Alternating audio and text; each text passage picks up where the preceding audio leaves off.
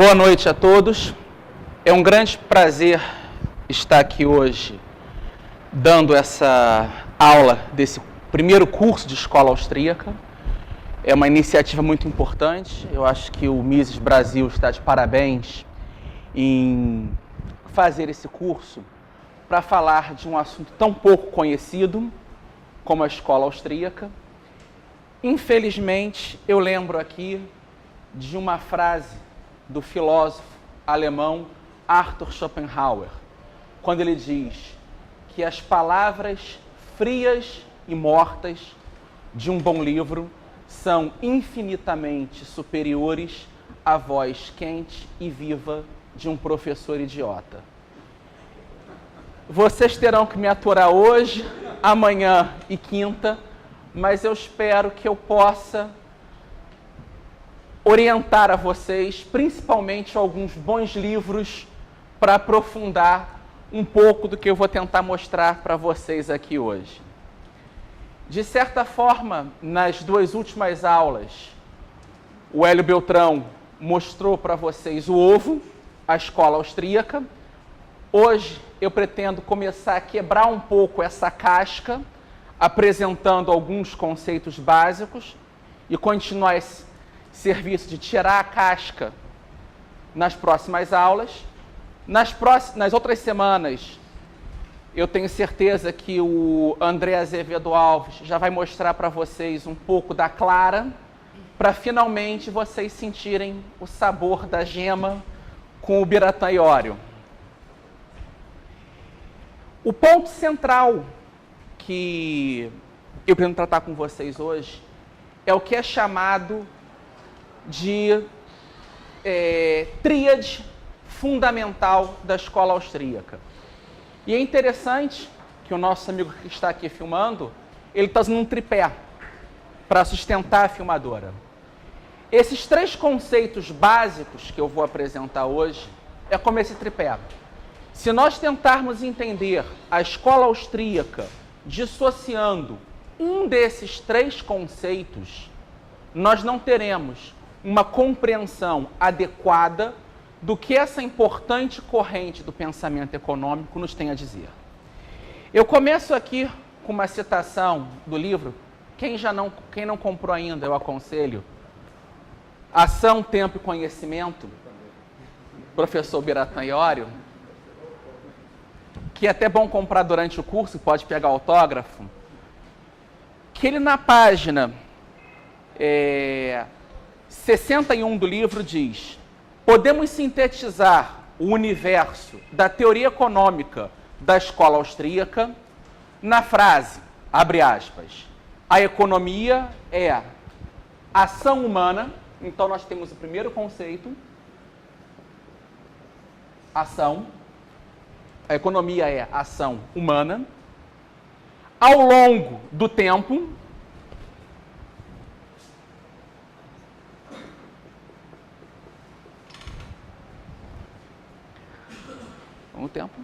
nos mercados, sob condições de incerteza genuína. E temos aqui o terceiro ponto. Incerteza. Um ponto que é importante ressaltar é que nessa aula de hoje eu pretendo me ater ao máximo ao núcleo básico da escola austríaca, com esses três conceitos, tratando o que há de consenso. A escola austríaca não é um monolito. Existem divergências teóricas, até porque existe uma incerteza em relação ao conhecimento. Então, existem debates internos em relação a temas como moeda, juros, próprios fundamentos epistemológicos. Existem divergências. Só que num curso introdutório como esse, eu acho que nós temos que partir do que há, de certa forma, consensual. E eu creio que a situação do nosso país, onde liberdade econômica é quase uma utopia, com todo esse excesso de regulamentação governamental, em que a nossa liberdade é mínima, é importante que nesse primeiro momento, mais que as divergências, hajam as convergências em torno do que nós podemos fazer para, usando um termo de Mises, sair de um estado de menos satisfação, passando para um estado de maior satisfação. Mas, mesmo tentando ser o mais, digamos, neutro nessa minha aula de hoje, existem alguns pressupostos teóricos que nós carregamos. Eu pretendo até discutir isso mais à frente. Um dos pressupostos no campo do conhecimento mesmo ao tratar, e eu vou tentar a todo tempo mostrar um pouco disso nessas próximas aulas, é que teremos 4 pressupostos em relação ao entendimento da realidade. O primeiro é o chamado pressuposto ontológico.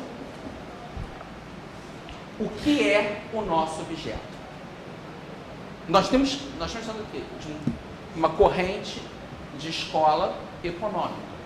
Então, nós vamos entender o que é o nosso objeto, o que é a economia. É a questão ontológica. A economia é vista como um dos subsistemas da sociedade.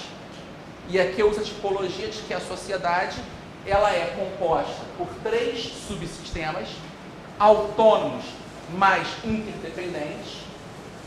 Um é o chamado sistema moral cultural, que é o sistema que provê todos os critérios de decisão humana. A ação humana necessita, ela parte um pouco desses pressupostos. Por exemplo, eu saio de casa, olho para o céu e vejo, está cinza o céu hoje, vou carregar um guarda-chuva. Ou não. Existe um critério de julgamento cultural de que o céu está... Nós temos certeza que está chovendo? Não. Existe um grau de incerteza. Mas o senso comum nos leva, por essa base moral, cultural, se não, o céu assim é bom levar para a chuva. Não, assim não vai. A gente tem... E vai fornecer todos os critérios valorativos para as escolhas. O segundo sistema seria o chamado sistema político jurídico, que é o sistema que nos oferece as regras de convivência na esfera pública. Não precisa ser, e aí é um problema da modernidade em parte, achar que a atividade política é monopólio do Estado. Esse sistema político-jurídico é um conjunto de convenções que determinados grupos adotam. Você vai em cidades sem estados, por exemplo, tribos indígenas. Existem regras. Vamos fazer aqui assembleia, debater. Então, ele vai tratar das relações dos indivíduos na esfera pública. E o terceiro sistema é o chamado sistema econômico. Esse sistema econômico, ele vai tratar das relações de produção e troca dos agentes privados. Entendam esse detalhe. A economia, durante séculos, sempre foi tratada como um assunto de natureza privada. Se nós pegarmos o marco de consolidação do Estado moderno, o Leviatã de Thomas Hobbes, Hobbes defende um Estado absoluto, onisciente, que controla até a consciência dos indivíduos na esfera pública. Só que ele não intervém na economia, porque a economia é um assunto de esfera privada. Não é questão nacional, não existe isso. A consciência pública é controlada dentro de uma teoria para evitar a guerra de todos os ditadores, dentro dos pressupostos dele. Se ele está certo ou errado, não vem ao caso aqui a nossa questão. O ponto central é, mesmo o criador da teoria do moderno Estado absolutista não entende a economia como algo da esfera pública. Os agentes são individuais, a ação é privada. Com o crescimento do Estado moderno, a ascensão do mercantilismo, começa a ideia de economias nacionais. E o grande teórico da ação governamental no campo econômico já vai ser, no final da escola clássica, John Stuart Mill começa a pensar em políticas estatais no campo econômico. Então, essa aparente longa tradição de uma economia intervencionista é uma criação do século XIX, de um modelo cientificista de conhecimento, de racionalidade instrumental. Então é algo muito recente. Só que, voltando ao nosso ponto, sistema econômico, o que vem a ser esse sistema econômico? E aqui eu acho que é importante fazer uma diferenciação, que o professor Iório faz no livro dele. Mais uma vez aconselho, quem não comprou ainda, vale a pena comprar, que é a diferença entre economy e economics.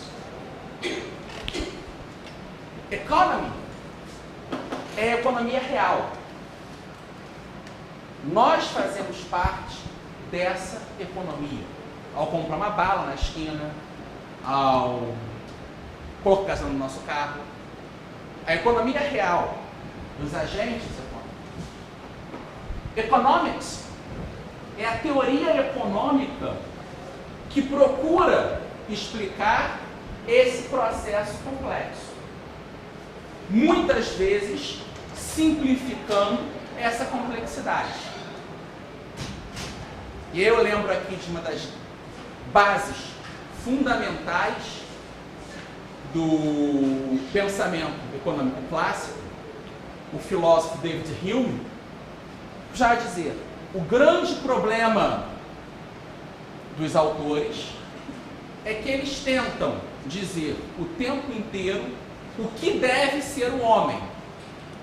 Aí a preocupação é dizer o que é o homem.